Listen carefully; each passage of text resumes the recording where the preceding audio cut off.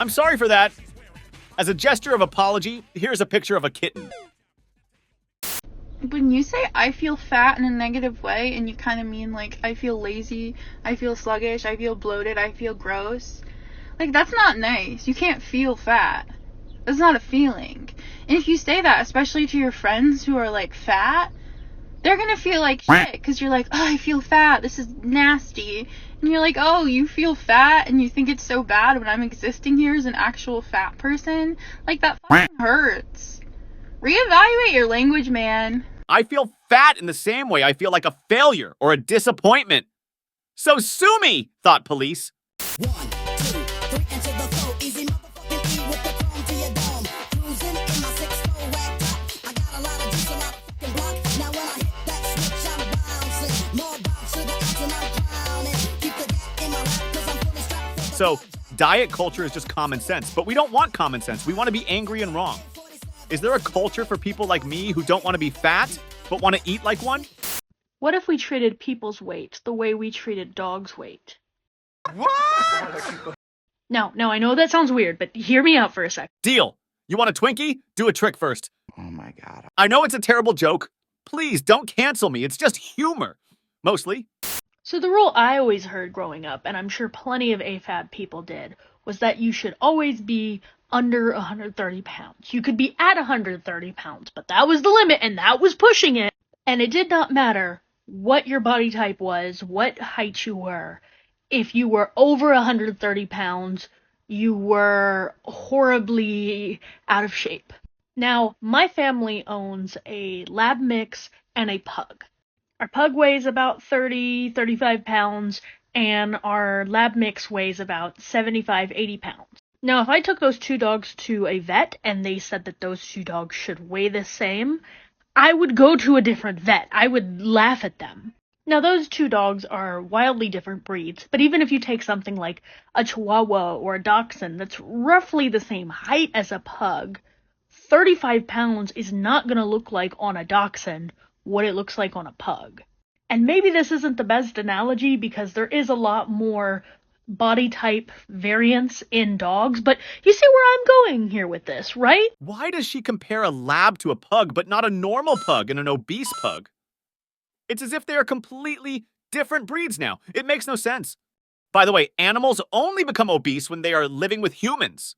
Consider this. You never see a fat squirrel. If you see a fat squirrel, it died of a heart attack last week.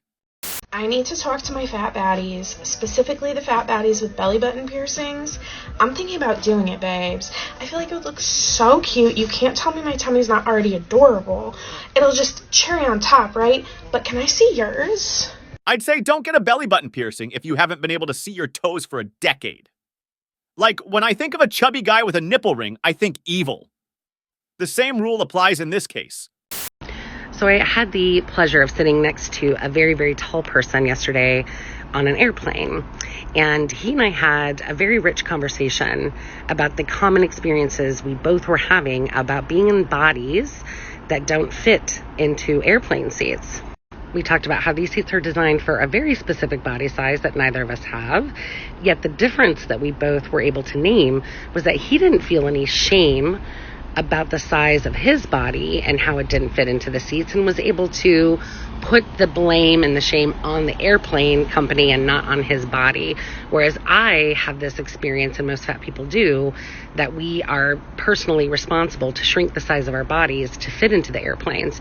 And if we don't, then that's some personal moral failure on our end. That I am a failed thin person, and the fact that I don't fit comfortably into these seats is a personal failure of mine. Of course, it's not your personal failure. It's the fault of all the burritos you ate. All of them. Every single one.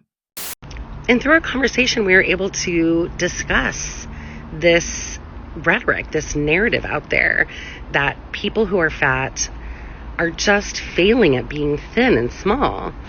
And how ridiculous that idea actually is. Because for so many of us, most of us, losing weight and being in thinner bodies is not something that we can do safely. What I have come to understand is that the idea of me being able to shrink down my body so that I can fit in to literal seats and into society is just as ridiculous as thinking that this man should make himself shorter. What would happen if we understood that people who are in fat bodies are unable to make themselves smaller in the same way that somebody who is tall is unable to make himself shorter? It's a scientific fact that you just made up right now. If you are able to make yourself thicker, you are able to make yourself thinner. End of story. But yeah, you can't get yourself taller or shorter. Believe me, I've tried. I am fat. I'm not sure if that was a joke or not. How much of your pursuit of thinness, or what you call health, is actually a pursuit of thin privilege? Ooh, this is a good one. Kayla, your fat positive therapist. And when we're talking about thin privilege, we're talking about how society treats you better if you are in a thinner body. The world is made for thin people. You are assumed to be healthy, kind, active, morally good, all these things based on the size of your body.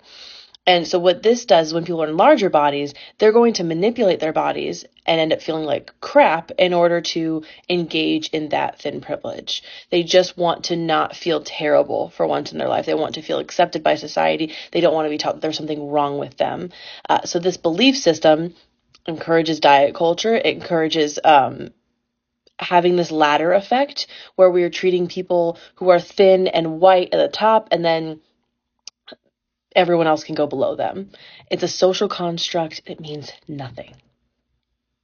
Oh, damn, I'm sorry. I can't go on. I'm in the fetal position on the floor of my living room. I just love how they twist reality in a way that makes thin people look like a privileged class.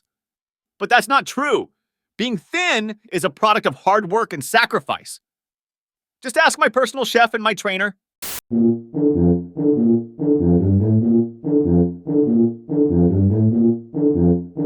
They've been there. They saw stuff. They're back. They're talking. And you better believe them.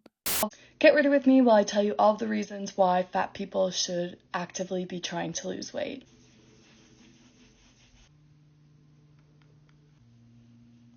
Okay, so type 2 diabetes, hypertension, cardiovascular disease, non-alcoholic fatty liver disease, kidney disease, polycystic ovarian syndrome, orthopedic problems, sleep apnea, gallstones, depression, dementia, and cancer.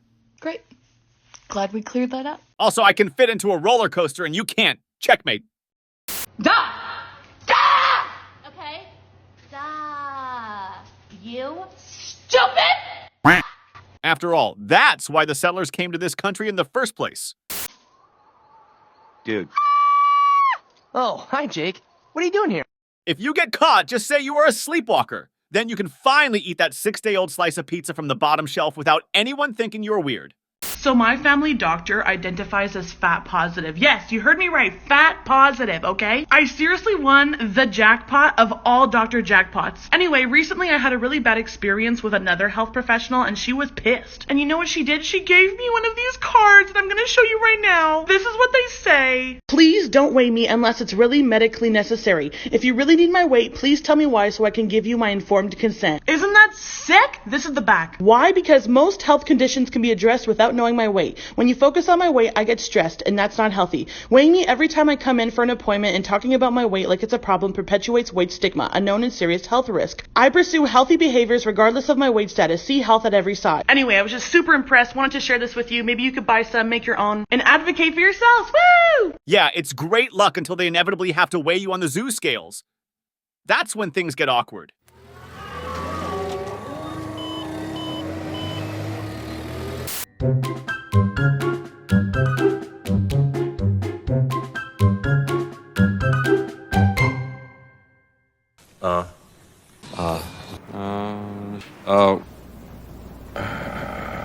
And if you kick every fat bitch out of this country, who are bodybuilders and frat boys gonna lust after in private and pretend they don't know in public? Oh, that's not... I was just... In the past 8 days, I have not received one call from any bodybuilder, so it's a lie and a wishful thinking.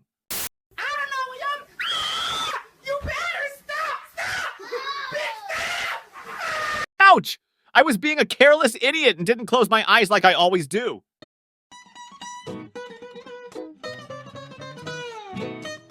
The best diet is I'm too grossed out to eat diet, and you are welcome, by the way. See you next time.